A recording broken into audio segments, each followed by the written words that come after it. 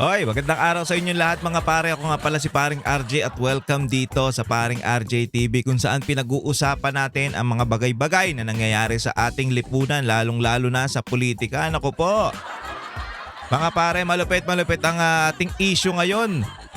Malupit ang pag-uusapan natin dahil napakainit na mga usapin pagdating sa politika lalong-lalo na dito sa si Zaldico nga mga pare nahuli na. Nako po, ano kayang mangyayari dito kay Zaldico? Alam nyo, nakakatakot ha. Pero mamaya natin pag-uusapan yan. At ito pa ang pinakamainit na issue mga pare, si Bong Revilla. Si dating Senador Bong Revilla, makakalaya na kaya? Nako po. Bakit? Kasi alam naman natin mga pare, unang-una ito ay parang nakikita ng mga Pilipino at parang lumalabas na ito ang sacrificial lamb. Dahil nga naman ang pamilya niya hindi sumuporta sa impeachment ni BP Sara kaya ngayon dinadali. Ito ang siya ang magiging parang panakip butas sa mga nangyayaring kaguluhan sa gobyerno lalong-lalo na sa flood control at sa mga mali-maleta na yan. Ako po. Stay put tayo mga pare at syempre wag niyong kakalimutan sa mga hindi pa nakasubscribe, mag-subscribe po dito sa Paring RJ TV at wag kakalimutan mag-share at mag-likes ng ating mga videos. Ganun din po, paki-follow po ang aking Paring RJ sa Facebook, Paring RJ Baratero sa TikTok. Yan, maraming salamat mga pare at dyan sa mga kababayan natin na nasa ibang bansa. Hello po, good morning, good afternoon, ano pa ba? Good evening, ayan. Magandang araw po sa inyo sa mga kababayan natin sa Saudi, sa Korea, saan pa ba? Sa Japan, yan Japan, Saudi Arabia, sa Malaysia, Singapore, Hong Kong. Hello po sa inyong lahat dyan sa mga nanonood sa atin. Paki-share po ang ating ang ating video at paki-like na rin po. Maraming salamat sa suporta nyo. Ayan, malupit mga pare. Umpisahan na natin kagad to para magkasabong-sabong na to. Umpisahan natin dito sa ating mainit na issue na si Senator Bong Revilla. Mamaya na yung kay Zaldico ha, mamaya na yon. Medyo mainit kayo dun ha. Mamaya na yon. Ito muna kay Senator Bong Revilla. Panoorin muna natin tong video na to at papakita ko sa inyo yung mga balita o yung mga post ng mga legit na masasabi natin na kilalang Facebook page, news page na magsasabi kung anong resulta ng hearing na yan. Panoorin natin to mga pare. Ininspeksyon ng mga maestrado ano ng yan? Sandigan Bayan 3rd Division ng Flood Control Project sa Pandi, Bulacan na sentro ng malversation case laban kay dating Senador Bong Revilla. Eto mga pare, unang-una naalala nyo, medyo biglang lumabas na naman to si Senator Bong Revilla. Bakit? Bakit mga pare? Kasi parang balabo yung yung atake nila doon sa impeachment di ba? Naalala nyo yung parang gago si Madriaga, paiyak-iyak pa. Tapos may video tayo kahapon mga pare si Madriaga naiyak. Panoorin nyo yan kung may oras pa kayo ha. Pero ngayon po siya, eto na. Ini-inspeksyon na yung mga dyan, especially dito sa Panday, Bulacan. Eto daw yung may involvement si Senator Bong Revilla. Ito yung lugar na kung saan nagturo na nakakuha daw ng kickback ito si Senator Bong Revilla. Sabi ni sino ba to? Bernardo. So ito na yon, pag-uusapan natin yung mga pare. Panoorin muna natin. Inalam nila kung hindi pa kumpleto ang proyekto kahit 95% ng bayad ng gobyerno. Naku po. Nakatutok si Bernadette Reyes. Hindi kumpleto dami, ang strukturang dinatnan ng mga maestrado ng Sandigan Bayan 3rd Division sa lugar kung saan dapat may flood control project sa Barangay Bunsuran, Pandi, Bulacan. Kasi ito unang-una mga pare, ito lagi nating sinasabi, nakakapagtaka kasi si Senator Bong taga Cavite yan.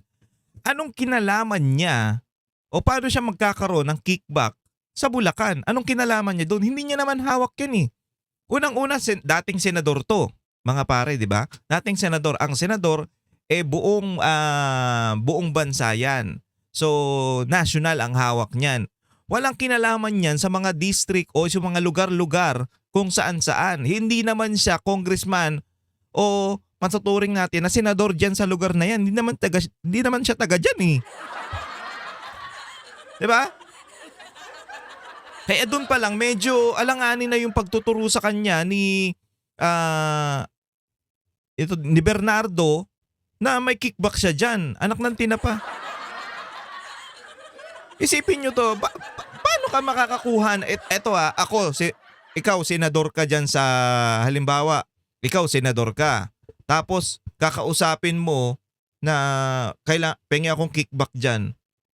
Tapos ako taga Bulacan, ako si Bernardo. Tapos hingin kang kickback sa akin. Bakit? Bakit ka manghihingi? Wala ka namang kinalaban dito. Hindi ka naman wala namang kaming pakinabang sa'yo, di ba? Isipin mo yun. Anong kapalit ng kickback mo sa amin? Kailangan, para ka makakuha ng kickback, tumulong ka para makakuha kami ng pagnanakaw, pag-kickback. Anong tulong ni Senator Bong kung taga Cavite siya at senador dyan sa lugar na yan? Ang may tulong dyan yung congressman. Ang may kinalaman dyan yung congressman at yung mga district engineer. O diba? Yusek Bernardo. Yan ang may mga kinalaman dyan. Kasi dyan sila, taga dyan sila. Yan ang hawak nilang lugar, mga pare. Kaya nga nakakagago eh. Putang ina yan. Ako, halimbawa ako, ituro ako dun sa halimbawa sa, sabihin na natin sa Laguna. Taga-Tagaytay ako. Halimbawa, taga Cavite ako, taga-Tagaytay. Ituro ako na may kinalaman ako doon sa Laguna. May ka doon may ghost project ka doon sa Laguna. Anong ko dyan? Anong kinalaman ko dyan? Kunyari, halimbawa, ako senador. Senador ako ng Pilipinas, pero taga-Tagaytay ako, okay? Sabihin na natin, ako si Senator Tolentino. Tapos ituturo ka dun sa Laguna na may kinalaman ka daw. Kahit sabihin na natin Laguna malapit sa Cavite, pero putang ina, anong logic, mga pare, na magkakaroon ka ng komisyon kung wala ka namang ginagawa? O kung wala kang tulong para makapagnakaw sila. Ganun yun eh. Hindi, kasi nga mga pare, eto yan. Sacrificial lang yan. Tapos syempre, lagi nating inaano yan na maingay yung pangalan ni Senator Bong Revilla. Tignan nyo nga ngayon, pinag-uusapan na naman. Bigla na naman nila sinulpot. Yan ang may ingay na pangalan. Senator Bong Revilla, si Pastor Apollo C. Kibuloy. Yan ang mga maiingay na pantakip nila dyan sa mga katarantaduhan nila. Diba? Sino pa yung mga maiingay na pangalan? Chis Escudero. Yan, lahat yan. Basta sikat na senador at pag-uusapan, yan ang panakip nila. So eto na ngayon. Ang proyekto daw nito ay 92.8 million. Tapos lagi na lang Revilla yung kasi siya ang sikat, di ba? So in-inspection daw, wala naman daw, hindi naman daw tapos. Pero halos bayad na yung project na yan. Ako po. Tuloy. Ang proyekto ang sentro ng 92.8 million peso malversation case laban kay dating Senador Bong Revilla at mga dating opisyal ng DPWH Bulacan 1st District Engineering Office. Gustong malaman ni na Associate Justices Carl Miranda, Ronald Moreno at Lord Villanueva kung ano ang aktwal na nagawa ng Sims Construction Trading na contractor ng proyekto. It is the start of the project 25CC0299. Wala. And again, how do you know that? Are the documents, survey records that you look into to locate this particular? Pero weird, mga pare. Ito yung inuuna nila, yung kay Senator Bong Revilla. Pero yung mga ibang masasabi natin na isa pang mga anomalya sa flood control, hindi nila maimbestigahan, hindi nila mapuntahan. Actually, pinuntahan nila nun pero parang baliwala. So, dito sila nakafocus ngayon. Tapos, maganda yung punto ni Kong Kiko na isipin nyo, mga pare, lahat ng kaalyado nitong administrasyong Marcos, putya, walang nakukulong. Isipin nyo mga pare, walang nakukulong kahit yung ebidensya nagtuturo papunta sa kanila. Wala. Kahit isa, wala. Kahit nga baka makasuhan, wala Pero yung mga kalaban o yung mga kritiko ng gobyerno, lahat kinakasuhan, umaari, pinapakulong, o isipin nyo mga pare, anong kinalaman? Eto nga anong kinalaman ni Senator Bong Revilla kung bakit siya kinulong? Kakampi naman siya ng alyansa noon. Bakit? Eto na nga ang sagot, kasi hindi pumirma ng impeachment yung mga kamag-anak niya. Sa impeachment ni BP Sara, yung unang impeachment, hindi. So, pwedeng malamang hindi kayo pumirma, ayaw nyo, putya kalaban ko kayo. Tapos may mga picture pa o mga bali-balita na nagsasabi parang gustong kunin to ni BP Sara. Hindi tayo sure dyan ha. Sa naririnig lang natin dahil gusto daw kunin ito ni BP Sara si Senator Bong Revilla.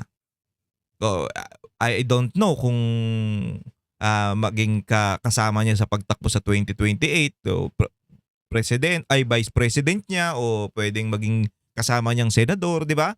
Ganun So, yan ang mga naririnig-rinig at bali-balita na lumalabas. Kaya nga, tinatarget ito. Ito pa, isa, si Kong Kiko Barzaga, di ba? Putya, kinasuhan at yan na nga. Lahat ng lumalaban sa gobyerno, kinakasuhan at gustong ipakulong. Kami na nga lang, Banateros Puro na kami kaso Bakit? Kritiko kami ng gobyerno sinong ginamit nila? Yung Trillanes sa tanga. Kaya malalaman mo talaga na putang ina, bakit yung mismo, yung mga ebidensya o yung mga, yung turo, papunta na doon kay Romualdez at Bongbong Marcos, pero kahit isang kaso, wala man lang tayong naririnig. Kahit isang issue, wala man lang lumalabas na balita. Oo, meron. Yung kakasuhan daw si Romualdez at si Chis Escudero. Bakit sinasama si Escudero, ha? Ang gusto namin si Romualdez Putak na siyang speaker niyan. Sila ang may hawak ng budget. Putsang ina, anong kinalaman ng isang senador dyan? O bakit? Para nga naman pag nakapawalang sala, ang style nila, mapawalang sala si Escudero, ganun din si Romualdez. Diba? Kinakalaban niya nga yan Tapos sinasabi nila magkakampi. Anong kagaguhan yun? Kinakalaban nga ni Escudero yang si tawag diyan, si Tamba. 'Di ba? The name that you cannot be mentioned. O kinakalaban niya. Bandang huli magkakampi. Hayop. Kaya nga nakakatawa O tuloy. The project, yes, Your Honor, is based on the detailed engineering design. Dapat may haba itong 128.4 meters. Okay. Kaya nilakad ng mga maestrado ang kahabaan nito. Sa paglalakad natin, sa halip na kagaya ng dinaanan natin na sementadong flood control structure, etong nakita natin ngayon, talahib, masukal, walang semento, baku-baku yung daan. At hindi man lamang napatag tong areang to. Can you tell the court, could you tell us if the status or the stage of this project, if any? Based on visual, there's no scene accomplishment, Your Honor. None at all? Why do you say that? Eto tapos yung safe na safe, si Bernardo. Nagturo lang, Puta siyang may hawak niyan, USEC yan Mga district engineer ang may hawak niyan, tsaka yung mga congressman, kung sino man yung congressman diyan. Sila ang may hawak niyan. Anak ng putya, para lang maligtas sila, nagbalik ng konting pera, tapos nagturo, okay, safe ka na. Kita nyo? Anak ng putya. Mas malala to sa tulay na walang walang ilog 'Di ba? Yung tulay na napatag. Because there's no structures seen, Your Honor. Tinanong ng korte kung sang-ayon ba ang Hindi, pero hindi to maganda, hindi to tama Yung tulay na wala namang bangin o para itulay yun, wala namang ilog doon na dadaanan, wala namang kanal, may tulay. 'Di ba? May tulay, may harang. Mas okay pa nga yun At least nakita mo yung proyekto Kaysa dito sa flood control, ang putang ina 'di ba? Wala man lang. Tapos na, finish na, pero walang hiya. Finish na, pero wala man lang nakitang kahit ano. prosekusyon at depensa na wala ngang nakitang anumang Hindi pa tapos, kahit istruktura sa 95% lugar. na ang bayad ng gobyerno, 'di ba? Any structure? Are you willing to stipulate? Pero pagkontra ng isa sa mga abogado ng depensa, may mga sheet pile na nakabaon kaya hindi nakikita batay sa detailed engineering design. Putsang ina, may ganun Nang pa. puntahan at tabasin ng talahib, may nakitang 3 set ng sheet pile na kinakalawang. Ayon sa prosecution panel, base sa itsura, tila matagal na itong nailagay. Kaya ghost project nila ito na ni walang revetment o containment wall kahit 95% paid na ng gobyerno. Hindi ko rin alam kasi sa mga magnanakaw na to na ano na yan, mga congressman, mga district engineer, yung mga kumikickback dyan. Etong sila, sila Alcantara, sila, ano doon? Bernardo. Tanginan nyo, magnanakaw lang kayo. Ang laki-laki. Ito mas malaki pa yung ninakaw nila kaysa dun sa proyekto eh. Putang ina, okay, hindi nyo mapigilang magnakaw. Mga demonyo kayo, makakati ang kamay ninyo. Ha? Okay. Pero putang ina naman, kung halimbawa, ang proyekto 100% nabayad na, putang ina, okay, sige, magnakaw kayo ng kahit 10% na lang. Kung hindi nyo mapigilan, mga demonyo kayo. Diba? Putang ina, tapusin nyo yung proyekto, mga hayop kayo. Hindi yung... Ang problema kasi dito mga pare, ang mga kababayan natin, ang mga Pilipino ang maaapektuhan sa mga panggagago nitong mga pagnanakaw nitong mga tarantado na to. Hindi naman sila eh. Puta, masarap ang buhay niyan, maraming pera yan. Maganda ang bahay niyan, subdivision hindi binabaha. Unlike dito, kaya nga tayo may proyekto na flood control para sa mga Pilipino, para hindi sila maapektuhan ng mga bagyo. Dahil tayo ang may pinakamaraming pumapasok na bagyo sa buong mundo, ay sa buong bansa, ay sa buong mundo. Sorry. 'Di ba? Ang Pilipinas ang entrance ng bagyo eh. Kaya nga kailangan natin 'tong mga flood control project na 'to. 'Di ba? Kaya nga kailangan 'yan. Pero putang ina kasi sa ganid ng mga 'to, sa pagiging greedy ng mga animal, putang ina, yung proyekto 5% na lang ang ilalaan para doon na pera. Tapos 95% nanakawin ng mga tarantado. Ano aasahan mo dyan sa na yan? Sa proyekto na yan? Putang inang yan.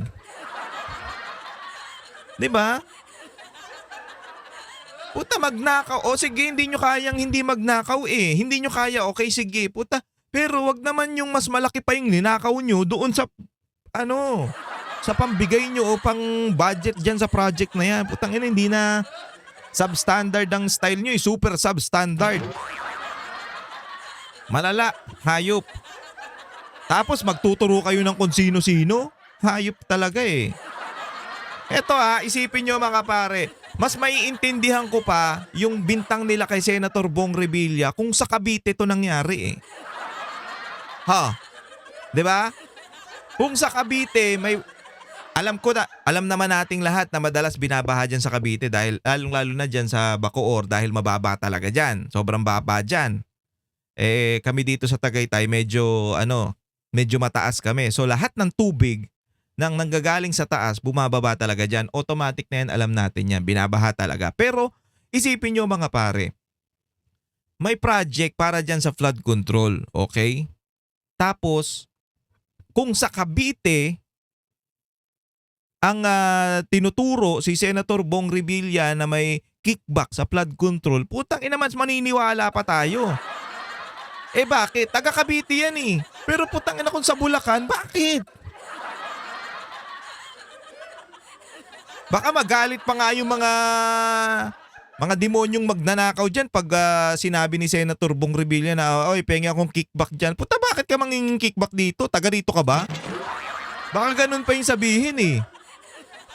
Ba't naikialam ka dito sa amin? Di ka naman taga rito. Doon ka sa inyo.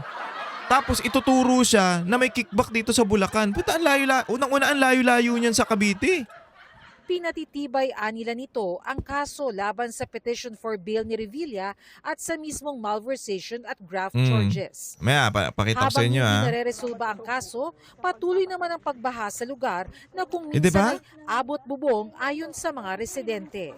Hindi nga namin alam yan dyan eh. Nalaman lang namin yun, inimbestigahan yan dyan. Noon po yung inumpisahan yan. Tapos bigla na lang po nahinto. Nalulungkot kami kasi una-una kami ang napuperwisyo Awawa sa eh. na ano ng mga baha.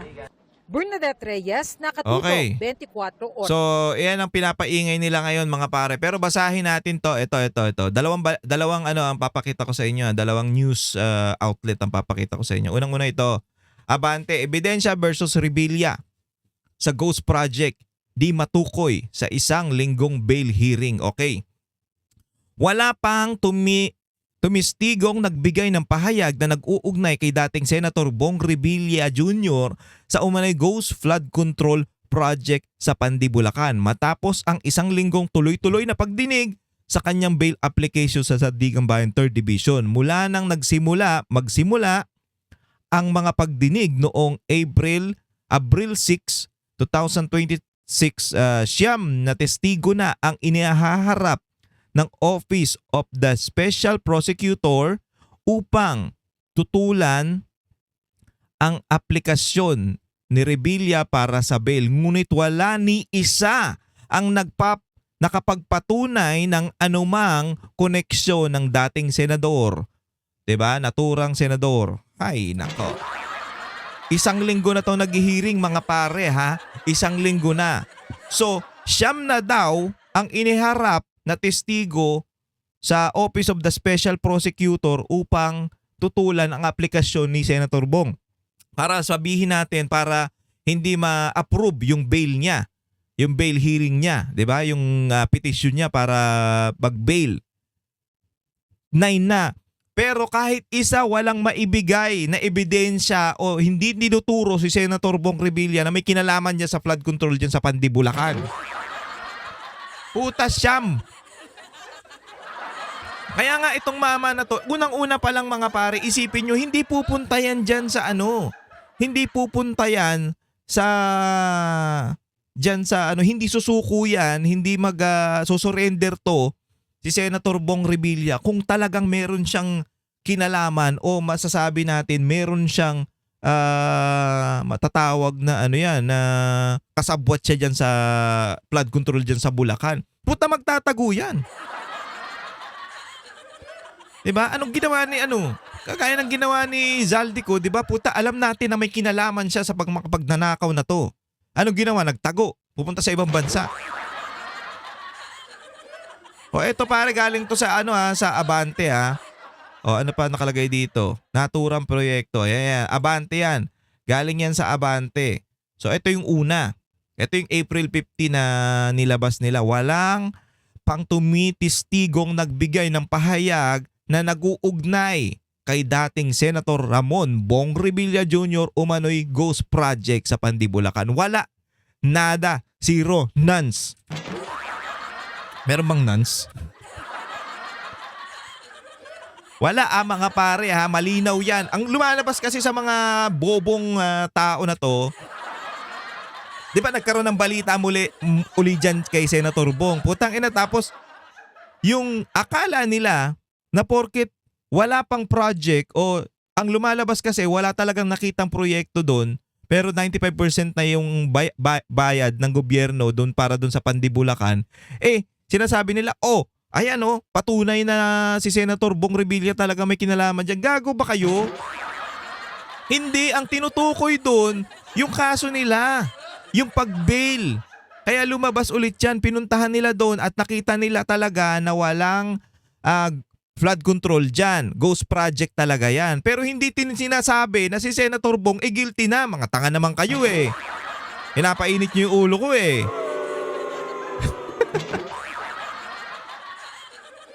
Di ba? Walang nagsasabi, wala. Hindi yun ang sinasabi ng news. Hindi yun, kayo naman kasi, pag nakita nyo lang na...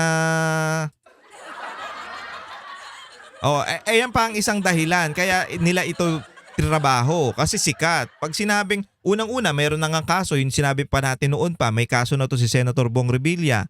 I mean, nakulong na, pero napawalang sala dahil wala namang maibigay na ebidensya. Ngayon, ang pinapakita nila sa mga Pilipino, ay nakulong na yan dati, inulit na naman. Hindi pa rin nagtino. Wala ngang ebidensya, not guilty, mga bugok. Hayop kayo.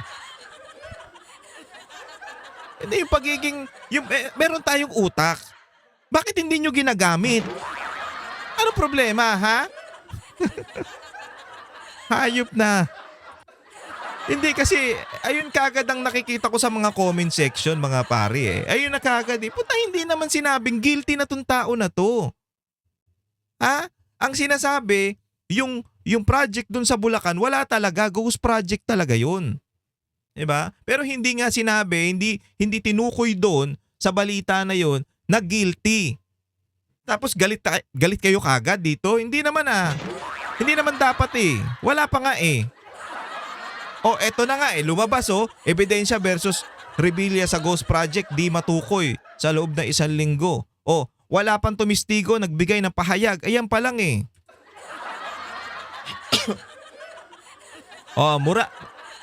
Mula nang nagsimula ang pagdinig noong April 6, siyam na testigo na ang hinarap ng Office of the Special Prosecutor upang tutulan ang aplikasyon ni Revilla para sa pag-bail.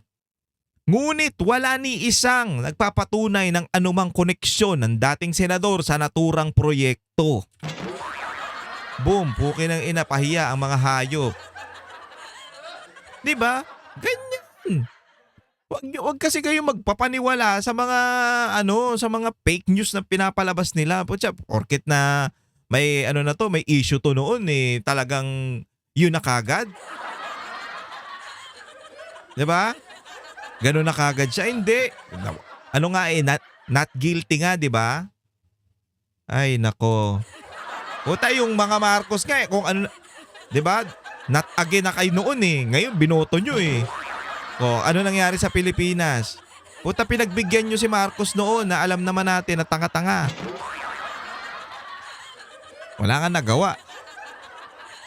O, tapos itong isang senador, na nanahimik na nga, hindi na nga imposibleng matalo to eh, kung tutuusin eh. Dahil sa tutuusin, sikat to.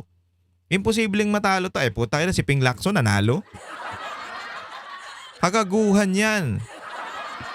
Si Bam Aquino nanalo. Si Kiko nanalo. Tapos eto natalo. Wow! Imposible. Pero hindi siya nagsalita, nanahimik siya. Kulit na ang hirap sa inyo eh. Masyado kayong tanga. 'Di ba? Oh, eto panoorin natin 'to mga pare. Ito pang isang issue dito. Wait lang ah.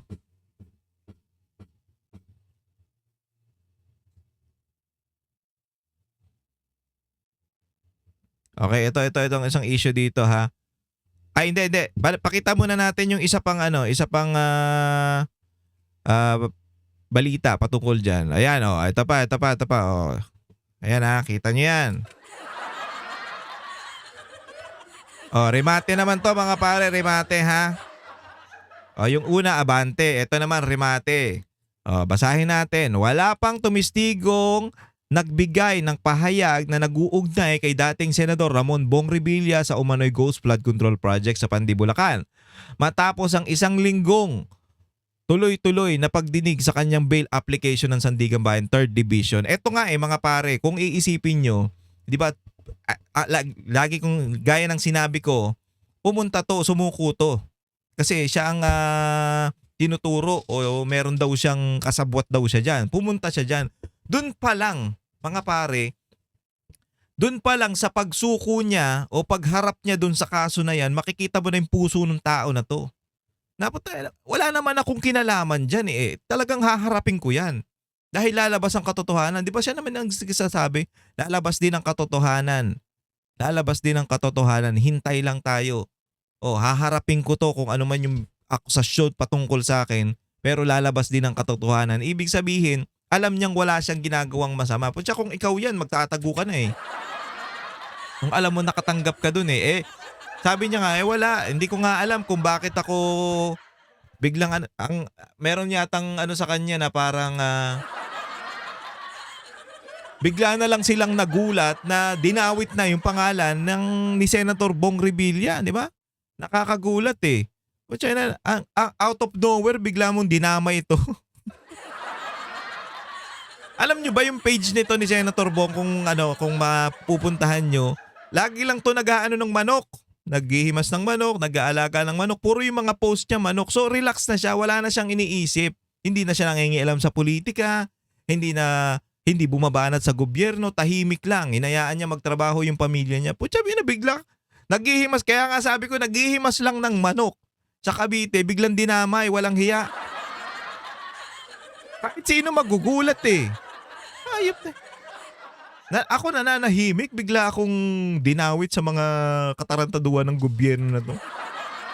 Well, kasi nga sikat at madaling easy target. Kasi meron na siyang, ayun nga, nakulong na siya noon na mga pare, not guilty ha. Hindi na patunayan. Walang sapat na ebidensya nagturo sa kanya dun sa mga binibintang sa kanya noon. Kawawa nga ito eh. Pero yun mo, nilabanan niya, tumanggi siya doon sa impeachment ni Corona yata yun. Hindi sila pumirma. Alam ko si Jinggoy kasama dyan eh. Hindi sila pumirma sa impeachment ni Corona. At pinatawag pa to sa Malacanang. At inooperan, sabi niya, ng 50 million para pumirma lang sa impeachment. Pero, mga pare, noon yun. Pagdating naman dito ngayon, kaya siya nakulong dahil sa impeachment din siguro. Kasi isipin nyo mga pare, lahat ng Revilla hindi pumirma sa impeachment ni BP Sara. Hindi pumirma. Walang makitang, kasi pag yung ibang pamilya niya ang tinarget, medyo kakaiba eh. Medyo kaduda-duda eh. Kaya ang tinarget yung tatay, yung mismong si Senator Bong Revilla. Para nga naman, nakulong na kasi ito noon, madaling targetin ngayon, madali nating mapapakulong ngayon. At itong tao na to, tahimik lang din naman. Hindi naman siya nag-iingay ng kagaya ng ibang mga politiko dyan na puro lang ingay kahit wala namang ginagawa. Kita nyo? Yan ang style ng gobyerno ngayon. Basta kalabang ka sa politika, basta magiging tinik ka sa amin at pwede kang gamitin sa panakip-butas para sa mga ginagawa naming katarantaduhan, gagamitin ka namin. Gagamitin ka namin hanggat hindi kami maturo sa mga ginagawa naming katarantaduhan. Putang ina, yung mga tinuturong congressman, nasa na ba? Yung pinangalanan mismo. Yung pinangalanan ng Diskaya. Yung tinuturo sa mga maleta. Wala tayong makitang paggalaw pag ang kakampi na ng gobyerno ang kinakalaban. Yung mismong nagtuturo o yung mismong nagsisiwalat ng mga katotohanan, yun ang tinatarget. Yun ang ginigipit. Pero pag kakampi ka ng gobyerno, wala kang kaso, clear ka, okay tayo, tropa tayo, safe ka sa akin. Hayop kayo, di ba? Ganyan ang kademonyuhan na nangyayari dito sa ating bansa. Silent martial law. Putya, pag basta kumalabang ka, kritiko ka ng gobyerno, yayariin ka talaga.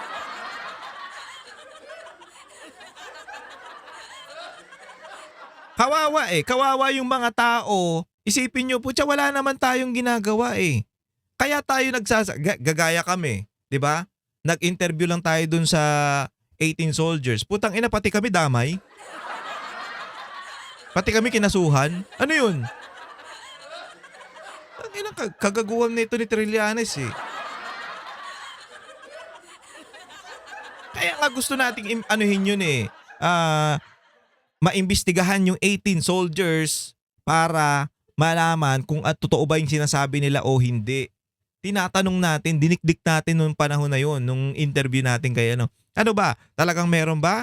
Sino nagbigay? Paano nyo nasabi na meron? Kasi nakita nyo? Okay, sige. Tapos bandang huli kami may kaso. Sarap. Kagaya rin dito. Kay Senator Bong. Kaya issue na to dati, may issue na siya dati, kaya ginagamit pa rin ngayon.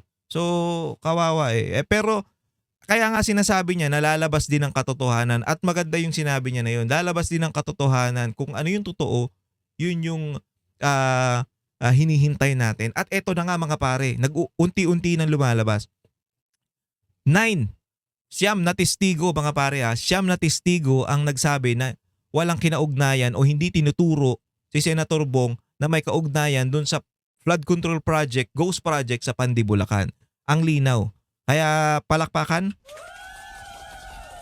O, hintay na lang natin kung ano yung mga sunod na kaganapan dito At abang-abang lang tayo mga pare, pero meron pa tayong isang issue na malupit. Ito, panoorin natin to mga pare. Si Zaldico daw ay nahuli na. Naku po! Mainit-init na balita ngayong gabi. Nahuli na po si dating Congressman Oy! Zaldico sa siyudad ng Prague sa Czech Republic sa Central Europe. Wow. Kinumpirma po yan mismo ni Pangulong Bongbong Marcos sa isang social media post ngayong gabi. Ayon sa Pangulo, tinangka Ito mga pare, isa pa to. Noon, kakampi nila yan si Zaldico. Nung natuturo na sa kanila yung mga masasabi nating ebidensya o yung mga katarantaduhan nila sa kanila napapunta, sinong leader, sinong mastermind ng mga to, si Bongbong Marcos at si Zaldico, si Romualdez, 'di ba, napupunta na sa kanila, sila lang naman 'yan. Ayun ang mga ebidensya, papunta na talaga sa kanila. Ngayon, dinikdik nila itong si Zaldico. Si Zaldico yan, wala kaming kinalaman diyan, si Zaldico lang yan. Napaka-imposible. Imposible yung APRO na si Zaldico, chairman ng appropriation na si Zaldico, gagalaw ng mag-isa na walang utos ng speaker at presidente. Imposible yun. Unang-una mga pare, issue na nga yung BICAM Yung blankong BICAM, issue na yun. Tapos, pag angat doon sa presidente, pinirmahan yung GAA, General Appropriation Act. So batas na yan pag pinirmahan ng Pangulo at lahat ng nakalagay doon na project is maaprubahan na yun lahat. Ang laki, sobrang laki ng budget na naaprubahan itong 2025. So ang nangyari dyan, na-question, bakit ganyan kalaki? Sinabi nga ni Bongbong Marcos na I beat to it, I read it, I analyze it, 4,000 plus pages, binasa ko po yan para malaman ko kung ano yung ina mo. Huwag mo kaming lokohin. Diba? Sinabi niya yan. Pero nung lumabas yung mga kahayupan, nagmukhang sila yung may pakana niyan at tinuro nila si Zaldico. Ngayon, tinuro si Zaldico, diniknik nila na si Zaldico na lang ang may problema. Putya, nagsalita yung tao. Hindi ako. Hindi lang ako may kinalaman dito. Yung presidente, tsaka yung si Romualdez, ang kasabwat ko dyan. At may lumabas pa na video na, di ba, nanghihingi ng yung kay Pangandaman na sinasabi ni Bongbong Marcos na sila lang daw ang may hawak niyan. Sila lang daw may pakana niya, wala daw siyang kinalaman dyan. Anak ng putya, hindi gagalaw yung mga sekretary mo kung walang utos mo. O nanghihingi daw ng 100 billion. Billion ba yun o billion? 100 billion. Ay, puta. May video recording niyan si Zaldico. Ewan ko kung totoo yun. Galing yung kay Kong Mike. So ewan ko kung totoo, pero naririnig naman natin na hindi pa pwedeng anong malaking kalokohan yun na hindi siya kasama doon hindi siya nag-utos doon. Wala namang gagawin yung mga yun. Anong kinalaman nun? Tingin nyo, iba-bypass niya ng Pangulo? Eto na daw. So, tinarget nila ngayon si Zaldico. Kailangan nilang mahuli ngayon. Kailangan nilang, noon nga, di ba sinasabi, papatahimikin daw. Kaya nga nagtago yan si Zaldico kasi papatayin daw yan. So eto, nahuli na nila sa Czech Republic daw. na pumasok sa Czech Republic nang walang kaukulang dokumento. Anak ng putya, talagang ni-report Dahil po dito, inaresto siya ng mga otoridad sa Prague, ang kabisera ng Czech Republic. Nakikipag-ugnayan ng Pilipinas sa Czech government para mapauwi siya ng bansa. Dawit siko sa korupsyon sa bilyon-bilyong pisong flood control projects. Siya po ang dating chairman ng House Committee on Appropriations na bumabalangkas ng pambansang budget. Dati na niyang tinanggi ang mga alegasyon. Pero sa kanyang serye ng mga Facebook videos noong nakaraang Nobyembre, dinawit naman ni Ko sa flood control controversy ang Pangulong Marcos at si dating Speaker Martin Romualdez. Ayon kay Ko, ang Pangulong Marcos ang nag-utos sa kanya ng mga budget insertions. At nakinabang daw ang Pangulo sa mga insertions na ito sa pamamagitan ng mga mali-maletang pera. Ayun, di ba? Yung mali-maletang pera. Insertions. Diyan daw kumita ang Pangulo. Diyan daw nakinabang. Alam nyo mga pare, siya kasi ang siya ang may pinaka parang susi kung para malutas tong mga to, para maging makatotohanan. Siya ang magsasabi kung para saan o para saan ba yung maleta na yan na hinatid mo dito. Para saan yan? Para kanino yan? Anong purpose niyan? Bakit mo hinatid? Siya ang magpapatunay yan. Kaya nga sinasabi nung iba, dapat ingatan natin tong si Zaldico. Protect Zaldico. Ako wala akong pakialam, bahala kayo dyan. Pero ang sinasabi nila, protect Zaldico kasi nga siya ang magiging susi ng lahat ng problema na nangyayari dito sa Pilipinas. Lahat ng pagnanakaw. Oo, sabihin na natin sa flood control na lang. Basta sa insertion, lahat. Siya ang magiging susi, siya ang magtitistigo, siya ang magsasabi. Paano mamaya kung banatan to? Wag naman sana. Paano kung mawala to bigla? Putang ina, wala. Takip na naman ang mga kagaguhan nila. Wala na naman tayong pag-asa. Kaya nga ang nakikitang pag-asa dyan, itong si Zaldico kasi nagsalita na siya patungkol dito. Ang iniintay natin, maimbitahan to at magsalita ng mga bagay laban sa mga siniwalat niya. Patunayan niya at mag-under oath siya para magpatunay. Kung sana mangyari yon mga pare, kasi kung hindi, putya, wala na tayong pag-asa talaga. Kawawa ang Pilipinas. Kaya nga yung iba, sabi nila, may mga nagsasabi na, dati ayaw nyo yung si Zaldico, ngayon gusto nyo na, Duterte na yan, si Zaldico. Hindi, tangina nyo, bobo naman ninyo Ang tatanga ninyo Ang gusto nating mangyari, ito, makulong din to. Wala tayong sinasabing ligtas to makulong yan. Pero isiwalat niya lahat ng nalalaman niya. Tapos pati yung 18 Marines. 18 Marines, tao niya yun. Nga nagsabi. 18 Marines, 18 soldiers pala, hindi pala Marines yan. Lahat yun. Na nagsasabi na naghatid sila ng pera. So siya ang siya ang susi na magpapatunay doon sa sinasabi ng 18 soldiers na yun. At mga ebidensya pa silang hawak na hindi pa nila nilalabas sa publiko kasi nga ayaw pag-usapan. Binabaliwala itong mga 18 soldiers natin. Kaya nga maganda to, nahuli na tapos protektahan. Putya, pag namatayan, alam mo na kung sinong gumawa. Alam nyo na kung bakit. Na-deliver daw sa Malacanang, bagay naman na tinanggi ng Malacanang. Siko'y nahaharap sa patong-patong na kaso ng korupsyon na sinampa sa ombudsman. May arrest warrant laban sa kanya ang... di ba? Dahil kalabanan nila si Zaldico, patong-patong na kaso na. Samantalang yung mga tinuturong kasabwat nito, wala. Tahimik. Sandigan Bayan at may petisyon para ipahuli siya sa Interpol. Huli siyang namataan sa bansang Portugal kung saan meron daw siyang Portuguese passport.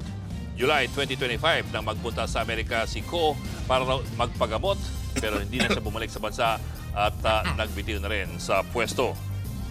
Mga kapatid, Ed Lingaw po, maging maalam at may pakialam. Pinatakas nila to kasi 'di ba?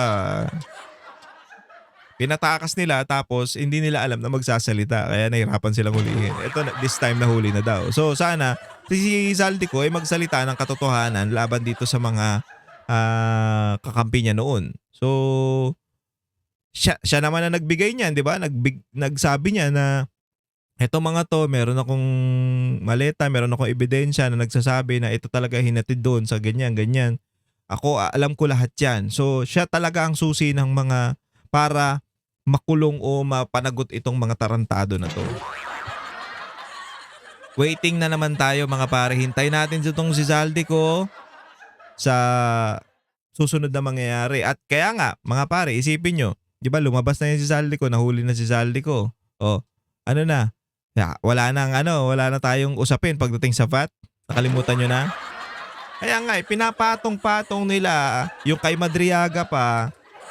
Dahil hindi maganda yung performance ni Madriaga, anak ng putya, nahuli tuloy si Zaldico para ilabas. Ang galing ng gobyerno to pagdating sa mga katarantaduhan. So anyway mga pare, hanggang dito na lang muna ang ating programa. Maraming salamat po muli sa pagsama sa akin. Kung nagustuhan nyo po yung ating video, please subscribe to my channel at huwag kakalimutan i-share at i-likes tong mga videos para aware ang mga kababayan natin sa mga nangyayari sa ating lipunan. Huwag nyo kakalimutan, pakifollow din po Paring RJ sa Facebook, Paring RJ Banatero sa TikTok. Maraming salamat sa inyong lahat mga pare. Ingat po kayong lahat and God bless you all. Ako po si Paring RJ.